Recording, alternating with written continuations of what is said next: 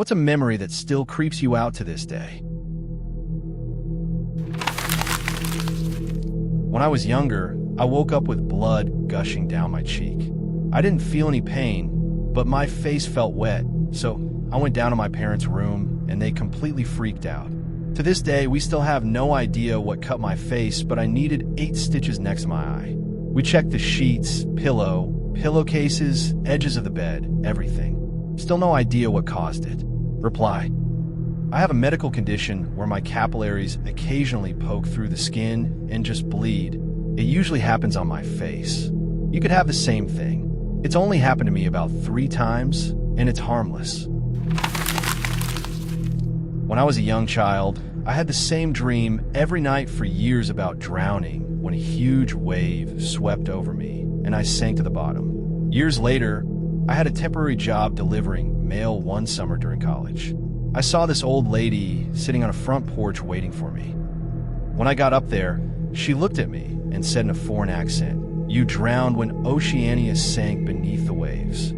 It totally freaked me out. Reply: a lot of people here on Reddit say that past lives are bullshit, but I truly believe that's what your experience has to do with. Have you ever seen yourself in a dream? Or do you just see through your eyes? I do both. And one night, I had a dream that I was a servant with red hair and pale skin. I must have been in Ireland or something. But as I looked at this woman, it felt no different than when I see myself in a dream. I knew it was me. I had a green dress on and could somehow tell that I wasn't supposed to be wearing it because it belonged to someone else. I jumped into my owner's lake or pool or something and tore the dress off and took a deep breath of the water, effectively killing myself. But it felt so peaceful, like I was relieved instead of scared. I must have had a really terrible life back then. Weird, man. I was nearly kidnapped by someone who drove up to my house and tried to entice me to come up to him in his car when I was about 5 or 6. I was playing in the yard by myself.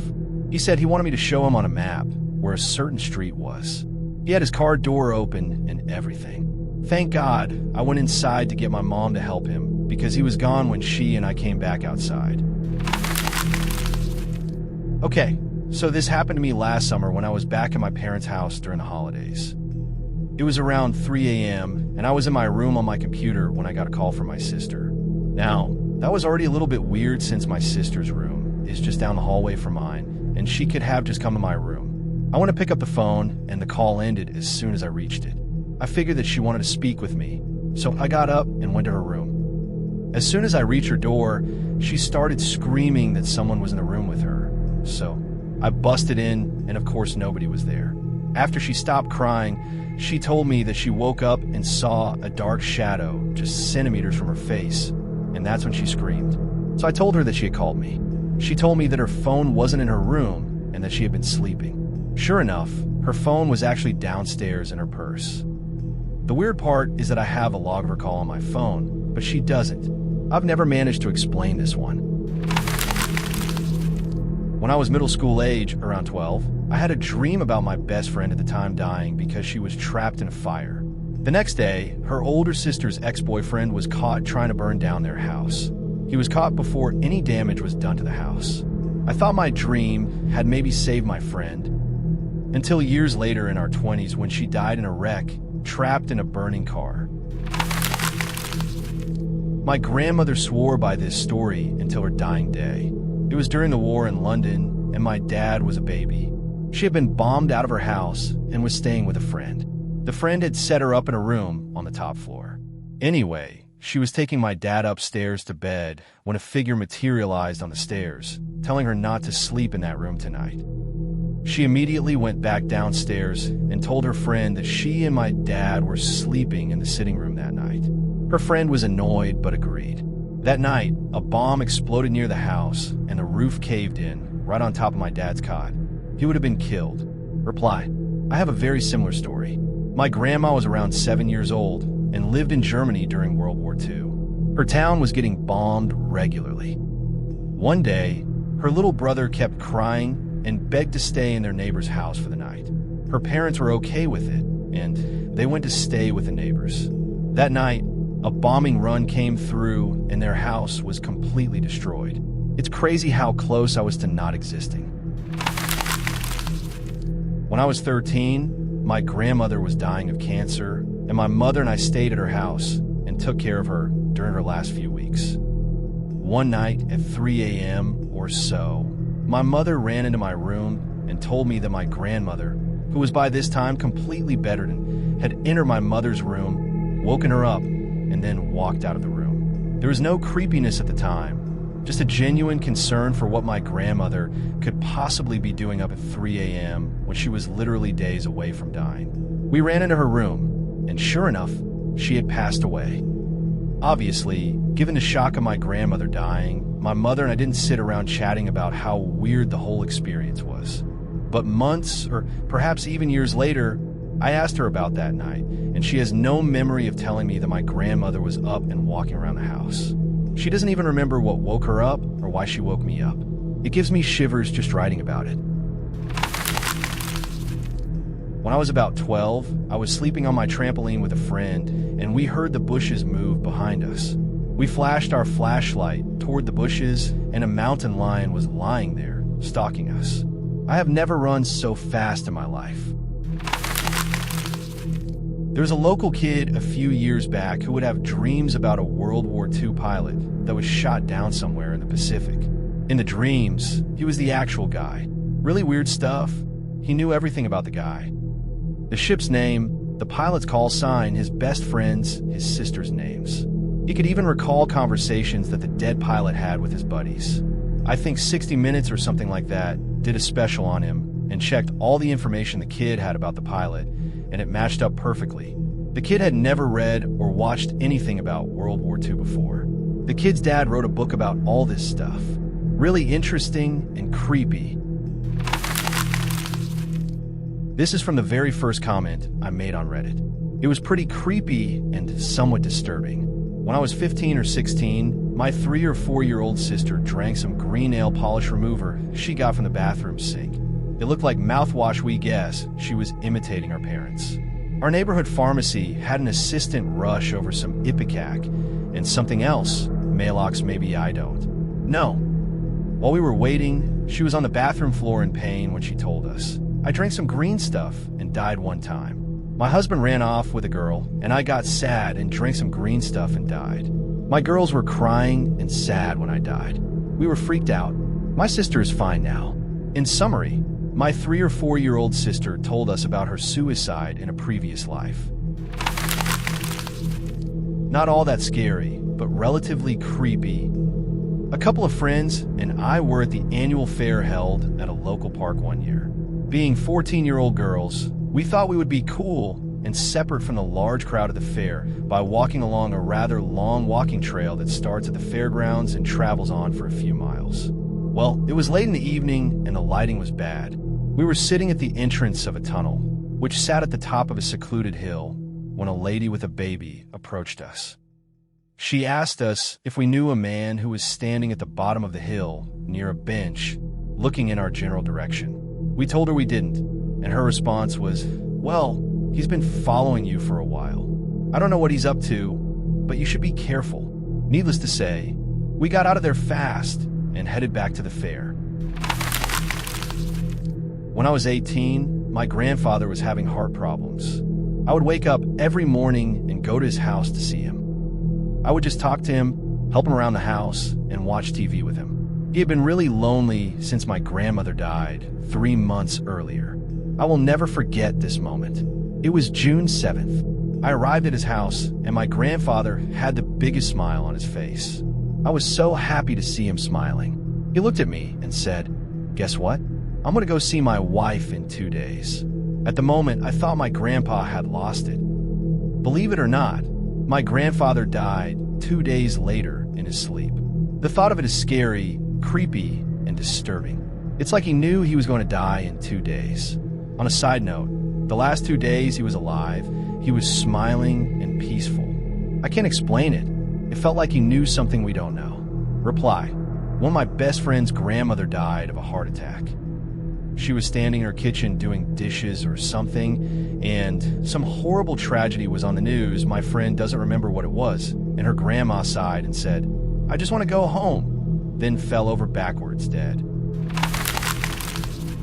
When I was in nursing school long ago, there was a lady who did not want to be resuscitated by any means. Later, she became mentally altered and her family gained power of attorney over her. They changed her code status from DNR to full code, even though that was not their mother's wishes. Since they had power of attorney over her, we had to follow the children's wishes. The lady went in a V-fib with no pulse or breathing. We started CPR until the code card arrived at the bedside. The doctor went to administer a shock, but the machine failed. He tried again and again. The machine would not deliver the shock. The minute she passed away, the machine worked. The hospital checks the defibrillator daily, and it not working has never, ever happened before. In the end, the lady ended up getting her wish of no resuscitation. Everyone was freaked out over this. I have been a nurse for 20 years and have never seen this happen before. When I was in high school, I had a class in what was known as the Orange Hall. Every day in that class, I would hear someone whistling the song "Pop Goes the Weasel," but really slowly. 2 years later, when I had a class in the same hall, I heard it again nearly every day. Now my sister is in high school, and her friend said something about someone whistling the song. I found this strange because my sister is so much younger than me. There's no way the same annoying student was still there doing this every day. She said she asked her teacher about it, and the teacher said that happens every day around the same time. It's been happening for 10 years, and they've never been able to find anyone whistling in the halls. A few years ago, I was walking through the woods off the beaten track a bit, and I smelled this really overpowering sweet smell. Being nosy, I pulled back the undergrowth to have a look and found a dead body. The guy had clearly been there a while and wasn't looking great, all swollen and green and black with various runny bits. The local wildlife had also been dining well for a few days. I called the police, who told me to wait with the body until they arrived. Being in the middle of nowhere, it took a while for them to arrive, and it got dark. I was just sitting there in the dark with him for a long time. It turned out he had committed suicide. For a long time afterwards, I had dreams about him where he would talk to me and not nice things. Mainly about how he was angry I had disturbed his resting place, and he wanted me to kill myself. Probably just my imagination, but it was all pretty disturbing at the time. He still turns up in my dreams from time to time, and no doubt will be tonight after typing this. One Monday evening, I was gaming with my 3 brothers. We live on the 3rd floor of an apartment building. It was around 8 p.m., so the sun was setting and the sky was still orange, but I went to crack the window open because it was getting super hot in the room. I saw this woman with a kitchen knife in her hand, sitting on the hood of what I believe was her Ford Taurus. She was crying, and she was bleeding a lot. It was showing through her white shirt. She looked about 20 years old. I told my brothers to look, and at the same time, I picked up my phone and called 911. I put the phone on speaker and told the operator what we were seeing. She told us that they were already getting calls about her, and I believed her because a few minutes later we started to hear a bunch of police sirens in the distance. I've never seen so many police cars whip around the corner and surround her and pretty much the entire building. They called a SWAT truck over as well. Long story short, they negotiated with her and got her to surrender. Apparently, she had killed her abusive boyfriend and was attempting to kill herself as well by stabbing herself. But she made a recovery, and I don't know what else happened to her from there. The most bizarre stuff I've ever seen and probably will ever see. My husband is a painter. He has been working on a house where the owner mainly lives overseas, so it is vacant for most of the year. This is the first house in 20 years of painting that he feels weird in. He feels like he is being watched. Also, the doorbell, which is a gong I guess, often goes off by itself. There is never anyone at the door, and the house is set back in the woods quite a ways, so it's not kids or something. He said he hates working there and can't wait to be done with it. One random night in middle school, I woke up and had the odd feeling that something or someone was present in the house and coming toward my room. I was scared, so I closed my eyes to pretend to be asleep. I could faintly hear something come into my room, and it felt like someone was standing over me, looking to make sure I was asleep. I lay on my back with my eyes shut until the feeling passed and ended up falling asleep. I woke up in the morning to find out that our house had been robbed. I was working in a restaurant. Nice place. That night, we held a charity dinner for a youth in need type of house. The guy representing the house, a worker there, was such a nice and kind man. Every teen, there was only saying nice things about him. A good soul who was giving everything he could for these teens. At one point, they gave him a big check for the charity. I must guess it was an amount they rarely received. Well, in the excitement, that poor man had a cardiac arrest.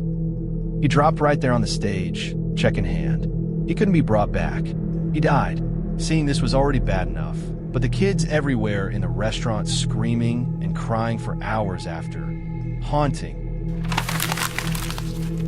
When I was serving my time as an engineer in the Merchant Navy, we used to have to clean out what are called sea chests. They're basically big filters for seawater that we would pump in to use as coolant. And if the pumps were on when we were dockside, we'd find all sorts of things like bottles, fish, crabs, etc. One day we opened up the chest, pulled out the filter, and immediately saw this gold shiny thing, which turned out to be a Rolex watch. Usually we just dump out the filter, but with the mitigating circumstances, we went through it thoroughly and found a piece of shirt with a cufflink still attached, and last but not least, a nicely rotted finger. The police ended up closing off the dock and dredging it, but never found anything in the end.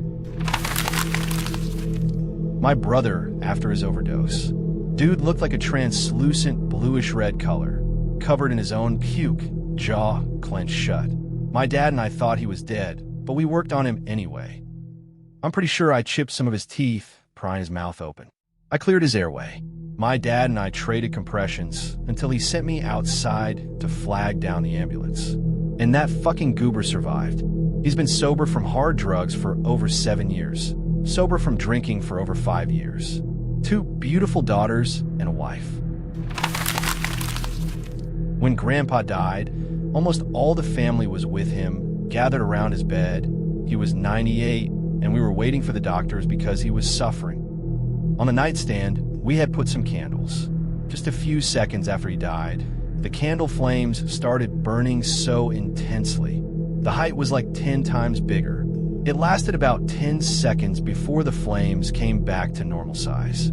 I don't know if it was Grandpa's soul leaving his body that acted like some kind of combustion. I don't know, but it was weird and had no explanation. All my uncles saw it, but no one talked about it after that.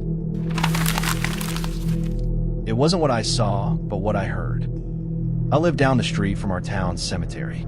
My buddies and I would walk around on the paths in the cemetery. Every now and then, I'd see a car in the cemetery when walking, but it was more or less always empty. One day, my 3 friends and I were walking up a small hill in the cemetery, and we all heard a knocking sound, exactly like someone knocking on a door. It was just one loud knock, knock, knock, just feet away from us, and then nothing. I looked at my friends, and we all asked if the others made that sound. None of us did and couldn't have. We were in the middle of a road, and the closest tree or grave was about 15 to 20 feet away. We looked around at the houses, and no one was outside who could have made the noise. It was creepy, and I have no idea how the sound was created.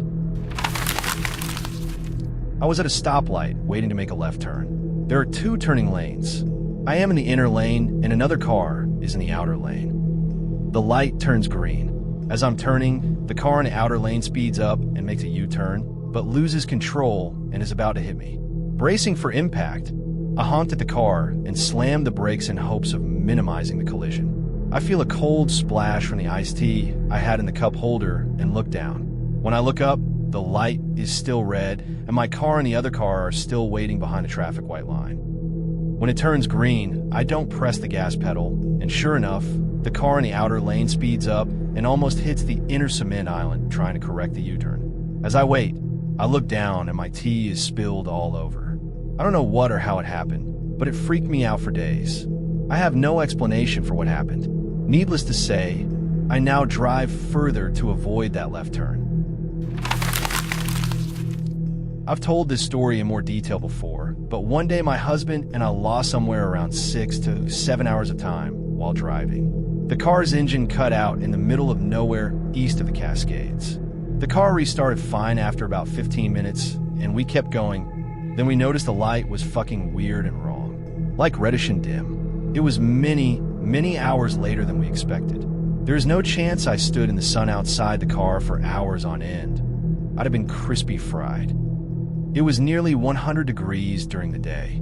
The car was dead, so I wouldn't have been sitting and sweating in it for 7 hours either. And we definitely know what time we passed through certain points on the route, based on stops, gas, pizza. But yeah, basically a 3.5-hour drive became a 9-hour one. Somehow. Neither of us have a gap in our memories. It seemed quite seamless from our perspective. About 12 years ago, when I was in my teens, my friend's dad drove us all to a place known as Devil's Hill because there was a massive hill people used to speed over, and the area was said to be haunted. It also had a really creepy old church in the vicinity. Anyway, we drove there, and the back entrance had been completely blocked off with concrete barriers, so we drove around the long way to the other side of the hill. The area was starting to be developed into a housing estate, and there were partial builds throughout the estate, all fenced off. As we got halfway up the road to the opposite side of the hill, a massive crowd of what I can only describe as looking like KKK members, robes and all, appeared out of the bush and onto the road in the dead of night. The weird part is, it didn't look like a group of people walking out of the bush. It happened so much faster. 1 second the road was empty, and the next there were 50+ things just standing there in front of us. We put the car into reverse, backed into a fence, and left as fast as we could. To this day, I still can't explain what happened that night, but we all saw it, and it comes up in conversation from time to time. So, I lived in the country in Ohio, and we had hunting dogs in a kennel with dog houses that were on the tree line of the property, with woods behind it. I was out feeding them one day. Well, one night I was out feeding them, and I heard this loud roar like a lion mixed with a bear.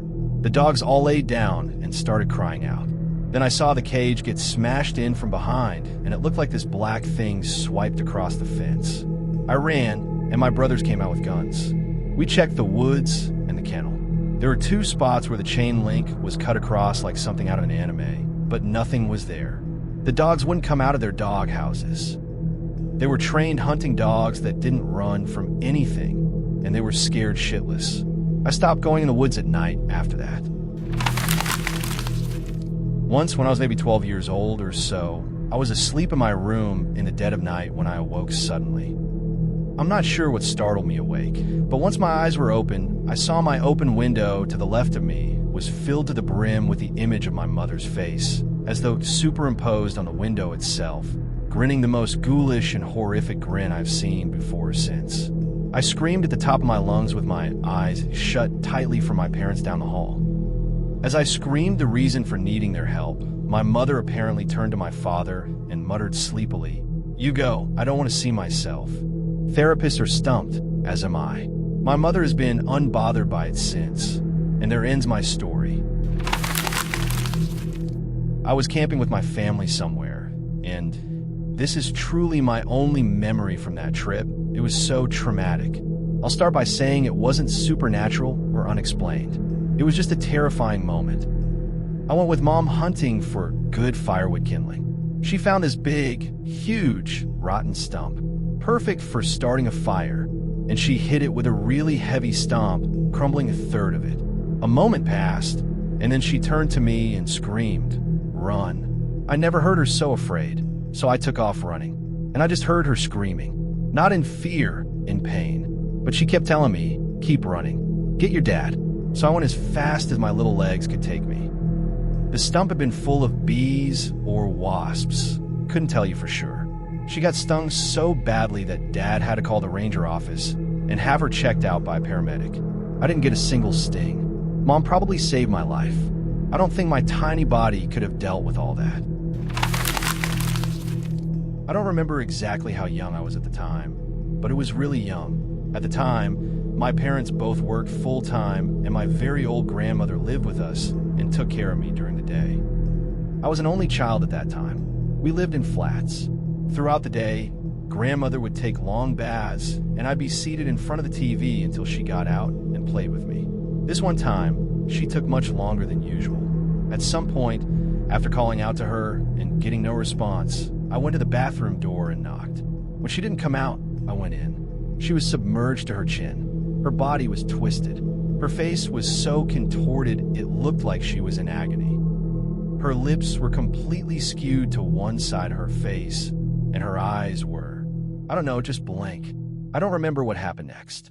But whenever my parents recounted the story, they say I ran out screaming bloody murder out of the flat. Neighbors heard me, called an ambulance, and my parents. She had a stroke and would be bedridden for the rest of her life. She died a year or so later, I think. It's weird. I can't really remember what she looked like anymore, but her face that time stuck with me. My parents told me I didn't speak for weeks afterwards. When I was around 3 years old, I fell into a 44-gallon drum filled with water that my little friend and I were looking into. I remember it being a beautiful sunny day and how clear the water looked.